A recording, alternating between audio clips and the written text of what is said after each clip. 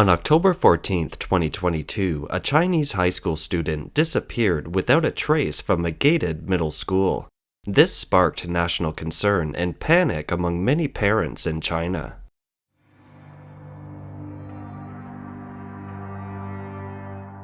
When news of the boy's disappearance first broke out, several portal websites in China such as Sohu.com, NetEase News, and Sina.com reported it. According to media reports at the time, Hu Xinyu, a 15-year-old first-year high school student, attended Zheyuan Middle School in a county in Shangrao City, Jiangxi Province. The school is a private, full-time boarding school and one of the largest private schools in Shangrao, with 80 classes and more than 3,800 enrolled students. It has been awarded the title of an outstanding school and advanced school in the county for more than 10 consecutive years. It has also been named an outstanding private school and excellent school by the Shangrao municipal government many times. It has very strict management of personnel and vehicle access with barbed wire installed on top of most of the campus fences. On the evening of October 14, 2022, Hu Xinyu left the dorm for his evening reading class. He vanished on his way and at a distance of fewer than 100 meters. The distance from the dormitory to the school building is about 100 meters, and there is a section of more than 10 meters that the surveillance camera doesn't cover. The school has no explanation for why this distance is set as a blind spot for surveillance. When Hu Xinyu disappeared, he only had a recorder on him. His phone, watch, ID card, and cash were left in the dorm. Later, the school claimed that the surveillance log for that day was lost. A source told overseas Chinese media that there were 6 surveillance cameras in the school. All the information for that day, October 14th, had gone missing. One of the cameras missed only data on that particular day when Hu disappeared, while the other days were okay. The other 5 cameras have all the data after the incident, but the data before the incident has gone missing. The school couldn't explain the missing data, so it referred the case to the local police.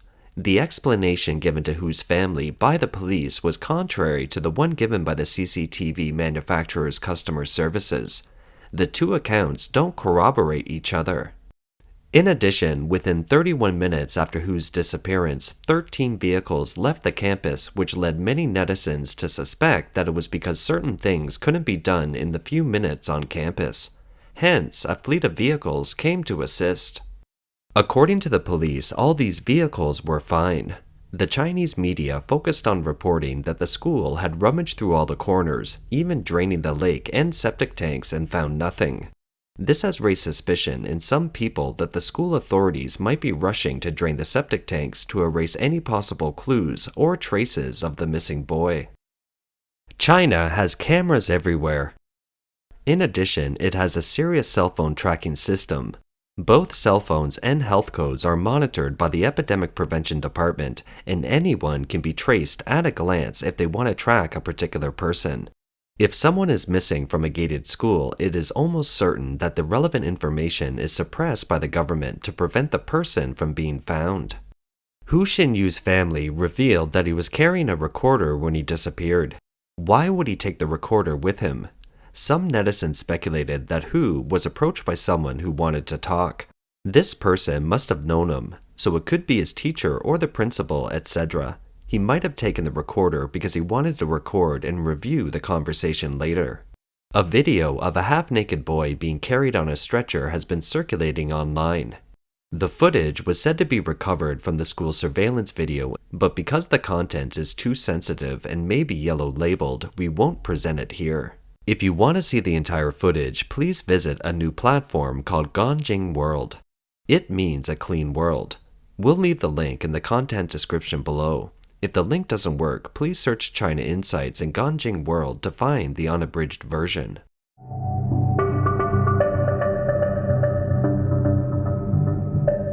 Another video also surfaced that shows a man screaming at the cameraman, "I'll never spare you."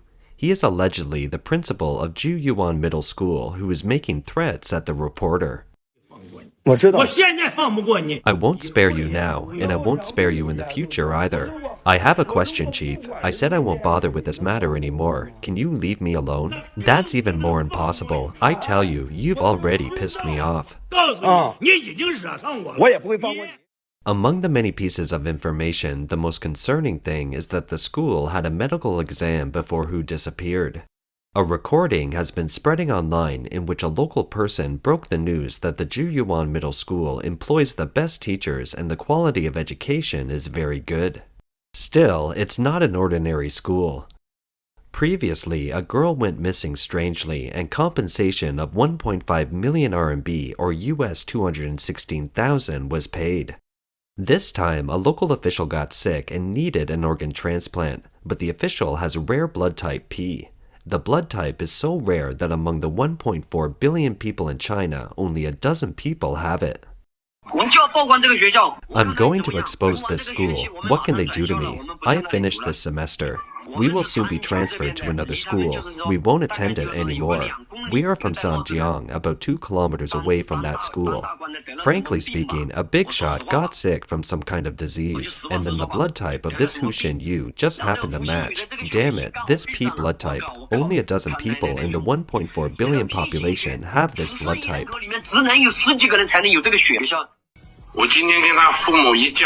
I was there today with his parents and family, including his brother-in-law and all his relatives. We talked for hours. His family is helpless. They don't know what to do. The man in the recording said that the family of Hu has no roots in the local area. They are from the mountains. The families are common folks, and they don't speak much. At present, the entire family is being placed in a hotel by the relevant authorities.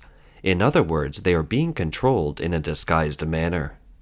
Our editing team has identified the accent of the speaking person who broke the news as a local, someone from Shangrou City, Jiangxi Province. Other sources have echoed the story. There have been strange disappearances from Jiyuan Middle School in recent years, including a young female teacher. A video shows a large number of local people blocking the entrance of the school in protest after Hu Xinyu's disappearance. It may indicate that the claim that people have mysteriously gone missing from the school is not an empty one. What's unusual is that the principal and vice principal of this high school, the vice principal being the bald one, are very aggressive when faced with parents who were there to hold them accountable. More than 50 days after Hu's disappearance, in the face of public inquiries, China's official media have been dispelling rumors, claiming that it wasn't the school where Hu disappeared from and that the story of the recording pen was a rumor. In recent years, a large number of juvenile students have disappeared without a trace. The Chinese government's ubiquitous surveillance system seems to be collectively dysfunctional in response to these disappearances, and official media rarely report on them. In November 2022, the disappearance of a boy in Wuhan had sparked widespread concern among Chinese people. On November 12, 2022, around 8:30 in the evening, a 14-year-old boy from Wuhan, Liao Yucheng, went downstairs to dump trash. He then vanished strangely. On November 21st, a video of a group chat in the boy's neighborhood was posted online. In the footage, someone said that the boy was found dead in the Yangtze River. After the body was retrieved, public security officers wouldn't let the family see it. The local netizens rumored that the child was found with organs missing. The day before the boy's disappearance, on November 11th, China's healthcare expertise platform, CN Healthcare, published a report with the headline, "The world's first, Wuhan Union Hospital completes 3 heart transplants for children on the same day." According to the report, on November 7th, Wuhan Union Hospital's operating room performed organ transplantation surgeries. 2 professors from the Department of Cardiac and Major Vascular Surgery led more than 20 medical staff to have successfully implanted 3 hearts from Beijing, Guangzhou, and Nanning into the chest cavities of 3 small children. This has made the Wuhan Union Hospital the first medical institution in the world to complete the largest number of pediatric heart transplant cases on the same day. In previous episodes, we reported that Wuhan is a strange city where hundreds of college students have gone missing. The authorities have never investigated any of the cases. Even the general public has begun to wonder, how can such a thing be covered up if there were no backings from the government? On November 19th, Zhang Zhou, a Chinese technology vlogger, made a vlog saying that information has been collected on a portion of missing people from July 15th to November 11th in 2022. It's found the youngest missing person being 8 years old and the oldest 17. There are 21 people on the list, 9 of whom are boys. Chinese netizens commented sadly, "Close contact persons of the COVID are always found. Missing children are never recovered. They will dig 3 feet to find you if you have no nucleic acid test or vaccines, but when people are gone missing, the big data cease to work." On February 25, 2021, data from the White Paper on China's Lost Population showed that up to 1 million people went missing in 2020.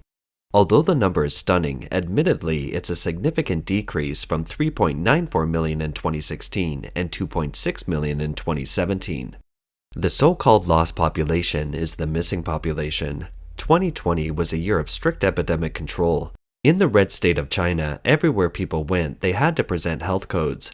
It makes one wonder, given the big data and ubiquitous surveillance network, how is it possible for millions of people to disappear and the police have no clue how to find them?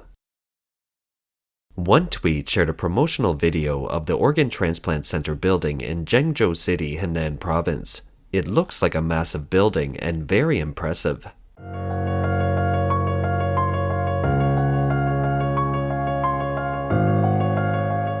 Of course, this hospital in Zhengzhou is nothing compared to its more well-known counterparts. As anyone with an organ transplant need around the world probably knows, China is a major organ transplant country. In the West, it takes a long time to wait for a suitable organ. But many Chinese transplant hospitals advertise that it only takes a month or even a week to complete a match and find a suitable donor for a patient, and some even offer so-called emergency transplants. This is in stark contrast to the long wait for donors in other countries. There are also reports in the Chinese media that in some organ transplant operations in China, a single operation is performed with multiple successfully matched organs on standby. In China, very few Chinese people voluntarily donate their organs because in traditional Chinese culture, the integrity of the body is highly valued. China has a long-standing culture of filial piety, believing that the body is a gift from parents and heaven and needs to be taken care of and protected so that it can better escort the soul to the next reincarnation. In the past few decades, the Chinese government hasn't made any major calls for organ donations, so where do so many organs for transplants come from? The organ crime in China was first exposed by overseas Falun Gong practitioners. Many Falun Gong practitioners and dissidents who come overseas but were once detained in prisons and detention centers have reported that they had their blood drawn in the name of physical checkup and that some of them soon disappeared inexplicably. According to a report in the Epoch Times, it has been disclosed by sources within the CCP system that many of the donors for CCP organ transplants come from these very same Falun Gong practitioners. Behind this is an industrial chain jointly created by the CCP's police, public prosecutors, courts, hospitals, and triads. Such practice has continued for decades, starting with former party leader Jiang Zemin's crackdown on Falun Gong in 1999. 20 years on, even ordinary Chinese citizens are beginning to sense the alarming expansion of the organ transplant industry in the red state. It can be assumed that the more vulnerable people in China are becoming the victims. A lot of information suggests that the industrial chain has also been extended to Southeast Asian countries such as Myanmar, Thailand, and Cambodia. The big data created under epidemic control over the past 3 years has collected human data broadly. All of this data could be used by the organ industry to quickly identify a specific target for more precise matching. This isn't a speculation by our channel. Some conscientious media people in China have also started to speak out bravely. In November 2022, the Sichuan bureau chief of the People's Daily wrote on social media, "The reason why the expensive organ transplant business will boom is that the genetic data of the vast majority of the country's population is controlled by capital. They will easily find a match for a transplant recipient in the vast amount of genetic data, and then the person disappears. This is a frightening situation." A professor from Tsinghua University also appealed on social media. "The renewal of one life is the end of another. Resist organ transplants and respect the natural law of birth, old age, sickness, and death.